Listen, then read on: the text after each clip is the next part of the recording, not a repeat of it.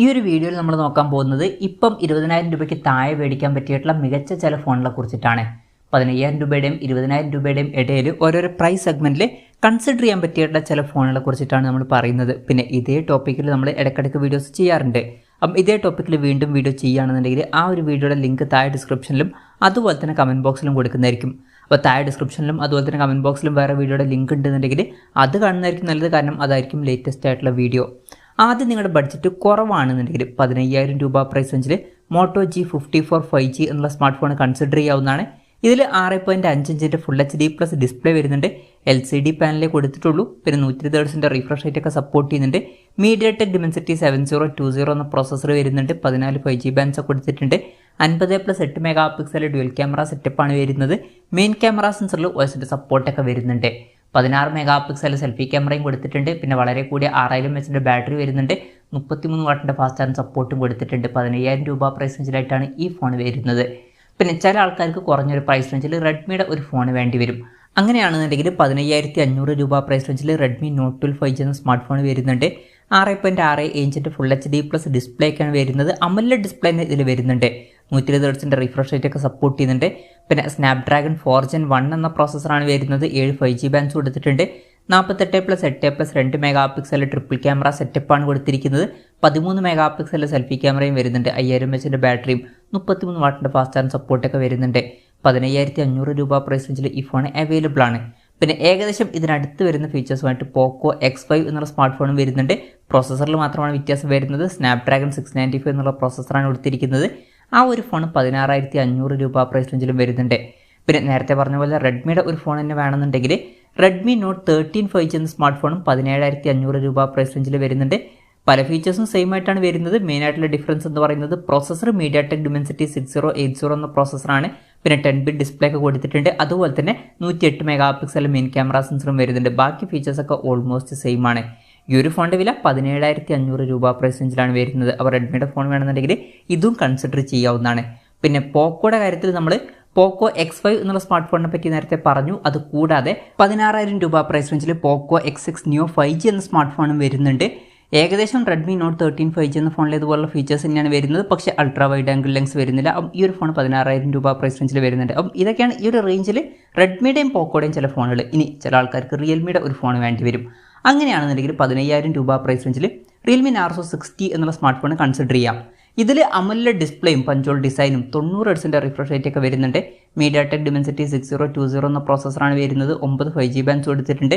64+2 mega pixel dual camera സെറ്റപ്പും 16 mega pixel selfie ക്യാമറയും വരുന്നുണ്ട്. 5000 mAh ബാറ്ററിയും 33 വാട്ടിൻ്റെ ഫാസ്റ്റ് ചാർജ് സപ്പോർട്ടൊക്കെ ഇതിൽ കൊടുത്തിട്ടുണ്ട്. 15,000 രൂപ പ്രൈസ് റേഞ്ചിലായിട്ട് ഈ ഫോൺ അവൈലബിൾ ആണ്. പിന്നെ ചില ആൾക്കാർക്ക് ഐക്യൂടെ അല്ലെങ്കിൽ വിവോയുടെ ഒക്കെ ഫോൺ വേണ്ടി വരും. അങ്ങനെയാണെന്നുണ്ടെങ്കിൽ ഒന്നുകിൽ ഐക്യൂ Z7S അല്ലാന്നുണ്ടെങ്കിൽ വിവോ T2 5G എന്നീ ഫോണുകൾ കൺസിഡർ ചെയ്യാം. രണ്ടും സെയിം ആയിട്ടുള്ള ഫോണുകൾ തന്നെയാണ്. രണ്ട് ഫോണുകളിലും 6.38 ഇഞ്ചിൻ്റെ full HD plus AMOLED display ഒക്കെ കൊടുത്തിട്ടുണ്ട്. പക്ഷേ പഞ്ചോൾ ഡിസൈൻ വരുന്നില്ല. വാട്ടർ ഡ്രോപ്പ് നോച്ച് ഡിസൈനിൽ നോച്ചേ വരുന്നുള്ളൂ. അതുപോലെ തന്നെ 90 Hz റിഫ്രഷ് റേറ്റ് സപ്പോർട്ട് ചെയ്യുന്നുള്ളൂ. പിന്നെ സ്നാപ്ഡ്രാഗൺ 695 എന്നുള്ള പ്രോസസ്സർ വരുന്നുണ്ട്. 6 5G ബാൻഡ്സ് കൊടുത്തിട്ടുണ്ട്. 64+2 mega pixel dual camera setup ഒക്കെ വരുന്നുണ്ട്. മെയിൻ ക്യാമറ സെൻസറിൽ OSന്റെ സപ്പോർട്ടൊക്കെ വരുന്നുണ്ട്. 16 മെഗാ പിക്സൽ സെൽഫി ക്യാമറയും കൊടുത്തിട്ടുണ്ട്. 4500 mAh ബാറ്ററിയും 44 വാട്ടിൻ്റെ ഫാസ്റ്റ് ചാർജ് സപ്പോർട്ടൊക്കെ ഇതിൽ കൊടുത്തിട്ടുണ്ട്. ഇതിൽ ഐക്യൂ Z7S എന്ന സ്മാർട്ട് ഫോൺ 15,000 രൂപ പ്രൈസ് റേഞ്ചിലും വിവോ T2 എന്നുള്ള സ്മാർട്ട് ഫോൺ 16,000 രൂപ പ്രൈസ് റേഞ്ചിലുമായിട്ട് അവൈലബിൾ ആണ്. പിന്നെ ചില ആൾക്കാർക്ക് സാംസങ്ങിൻ്റെ തന്നെ ഒരു ഫോൺ വേണ്ടി വരും. അങ്ങനെയാണെന്നുണ്ടെങ്കിൽ 20,000 രൂപയ്ക്ക് താഴെ ഇപ്പം നല്ലൊരു ഓപ്ഷനായിട്ട് വരുന്നത് സാംസങ് F34 അല്ലാന്നുണ്ടെങ്കിൽ M34 5G എന്നീ ഫോണുകളാണ്. രണ്ടും സെയിം ആയിട്ടുള്ള ഫോണുകൾ തന്നെയാണ്. ഈ ഫോണുകളിൽ AMOLED ഡിസ്പ്ലേയും കാര്യങ്ങളൊക്കെ വരുന്നുണ്ട്. പിന്നെ വാട്ടർ ഡ്രോപ്പ് നോച്ച് ഡിസൈനിലെ നോച്ചേ കൊടുത്തിട്ടുള്ളൂ. അത് ശ്രദ്ധിക്കണം. 120 Hz റിഫ്രഷ് റേറ്റ് ഒക്കെ സപ്പോർട്ട് ചെയ്യുന്നുണ്ട്. എക്സിനോസിൻ്റെ 1280 എന്ന പ്രോസസ്സർ വരുന്നുണ്ട്. 11 5G ബാൻഡ്സ് കൊടുത്തിട്ടുണ്ട്. 50+8+2 mega pixel triple camera setup വരുന്നുണ്ട്. മെയിൻ ക്യാമറ സെൻസറിൽ OSന്റെ സപ്പോർട്ടൊക്കെ കൊടുത്തിട്ടുണ്ട്. 13 മെഗാ പിക്സൽ സെൽഫി ക്യാമറയും വരുന്നുണ്ട്. ഈ ഒരു ഫോണിൽ അത്യാവശ്യം നല്ലൊരു ക്യാമറ പെർഫോമൻസ് ലഭിക്കുന്നതായിരിക്കും. അപ്പോൾ അത് വേണമെന്നുണ്ടെങ്കിലും ഈ ഫോൺ നോക്കാം. പിന്നെ 6000 mAh ബാറ്ററിയും കാര്യങ്ങളൊക്കെ വരുന്നുണ്ട്. 25 വാട്ടിൻ്റെ ഫാസ്റ്റ് ചാർജ് സപ്പോർട്ടും കൊടുത്തിട്ടുണ്ട്. 16,000 രൂപ പ്രൈസ് റേഞ്ചിലാണ് ഈ ഫോൺ വരുന്നത്. പിന്നെ ചില ആൾക്കാർക്ക് മോട്ടറോളയുടെ ഒരു ഫോൺ വേണ്ടി വരും. ഇപ്പോൾ നേരത്തെ പറഞ്ഞിട്ടുള്ള ഫോണിൽ LCD ഡിസ്പ്ലേ ആണ് വന്നിട്ടുള്ളത് മോട്ടറോളയുടെ കാര്യത്തിൽ. OLED ഡിസ്പ്ലേ വേണമെന്നുണ്ടെങ്കിൽ മോട്ടോ G84 എന്നുള്ള സ്മാർട്ട് ഫോൺ കൺസിഡർ ചെയ്യാം. 18,000 രൂപ പ്രൈസ് റേഞ്ചിലാണ് ഈ ഫോൺ വരുന്നത്. 6.55 ഇഞ്ചിൻ്റെ full HD plus OLED display വരുന്നുണ്ട്. 120 Hz റിഫ്രഷ് റേറ്റ് ഒക്കെ സപ്പോർട്ട് ചെയ്യുന്നുണ്ട്. സ്നാപ്ഡ്രാഗൺ 695 എന്നുള്ള പ്രോസസ്സറാണ് വരുന്നത്. 14 5G ബാൻഡ്സ് കൊടുത്തിട്ടുണ്ട്. 50+8 മെഗാ പിക്സൽ ഡ്യുവൽ ക്യാമറ സെറ്റപ്പാണ് വരുന്നത്. OSന്റെ സപ്പോർട്ടൊക്കെ വരുന്നുണ്ട്. 16 മെഗാ പിക്സൽ സെൽഫി ക്യാമറയും കൊടുത്തിട്ടുണ്ട്. 5000 mAh ബാറ്ററിയും 33 വാട്ടിൻ്റെ ഫാസ്റ്റ് ചാർജ് സപ്പോർട്ടൊക്കെ ഇതിൽ വരുന്നുണ്ട്.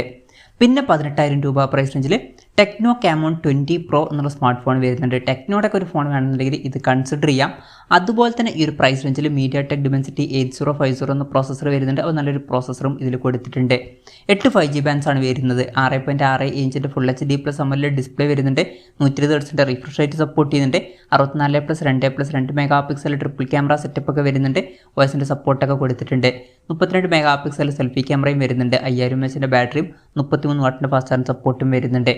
പിന്നെ ചില ആൾക്കാർക്ക് OnePlusൻ്റെ തന്നെ ഒരു ഫോൺ വേണ്ടി വരും. അങ്ങനെയാണെന്നുണ്ടെങ്കിൽ OnePlus Nord C3 Lite എന്ന സ്മാർട്ട് ഫോൺ ഈ ഒരു പ്രൈസ് റേഞ്ചിൽ കൺസിഡർ ചെയ്യാം. ശ്രദ്ധിക്കേണ്ട കാര്യങ്ങൾ, ഇതിൽ LCD ഡിസ്പ്ലേ വരുന്നുള്ളൂ. 120 Hz റിഫ്രഷ് റേറ്റ് സപ്പോർട്ട് ചെയ്യുന്നുണ്ട്. സ്നാപ്ഡ്രാഗൺ 695 എന്നുള്ള പ്രോസസ്സർ വരുന്നുണ്ട്. 9 5G ബാൻഡ്സ് കൊടുത്തിട്ടുണ്ട്. 108+2+2 മെഗാ പിക്സൽ ട്രിപ്പിൾ ക്യാമറ സെറ്റപ്പും 16 മെഗാ പിക്സൽ സെൽഫി ക്യാമറയും വരുന്നുണ്ട്. 5000 mAh ബാറ്ററിയും 60 വാട്ടിൻ്റെ ഫാസ്റ്റ് ചാർജ് സപ്പോർട്ട് കൊടുത്തിട്ടുണ്ട്. 18,000 രൂപ പ്രൈസ് റേഞ്ചിലാണ് ഈ ഫോൺ വരുന്നത്. പിന്നെ OnePlusൻ്റെ ഒരു ഫോൺ തന്നെ വേണം എന്നുണ്ടെങ്കിൽ മാത്രം ഇതെടുത്താൽ മതി. അല്ലാന്നുണ്ടെങ്കിൽ മറ്റു ഫോണുകളും നോക്കാവുന്നതാണ്. ഈ ഒരു പ്രൈസ് റേഞ്ചിൽ OLED ഡിസ്പ്ലേയുമായിട്ട് വരുന്ന പല ഫോണുകളും വരുന്നുണ്ട്. പിന്നെ ചില ആൾക്കാർക്ക് കുറഞ്ഞൊരു പ്രൈസ് റേഞ്ചിൽ 5G സപ്പോർട്ട് ചെയ്യുന്ന കർവ്ഡ് ഡിസ്പ്ലേയുമായിട്ട് വരുന്ന ഒരു ഫോൺ വേണ്ടി വരും. അങ്ങനെയുള്ളവർക്ക് 18,000 രൂപ പ്രൈസ് റേഞ്ചിൽ ലാവ ബ്ലേസ് കർവ് 5G എന്ന സ്മാർട്ട് ഫോൺ കൺസിഡർ ചെയ്യാവുന്നതാണ്. 6.6 ഇഞ്ചിൻ്റെ full HD plus AMOLED display വരുന്നുണ്ട്. കർവ്ഡ് ഡിസ്പ്ലേ തന്നെ ഇതിൽ കൊടുത്തിട്ടുണ്ട്. 120 Hz റിഫ്രഷ് റേറ്റ് സപ്പോർട്ട് ചെയ്യുന്നുണ്ട്. MediaTek Dimensity 7050 എന്ന പ്രോസസ്സറാണ് വരുന്നത്.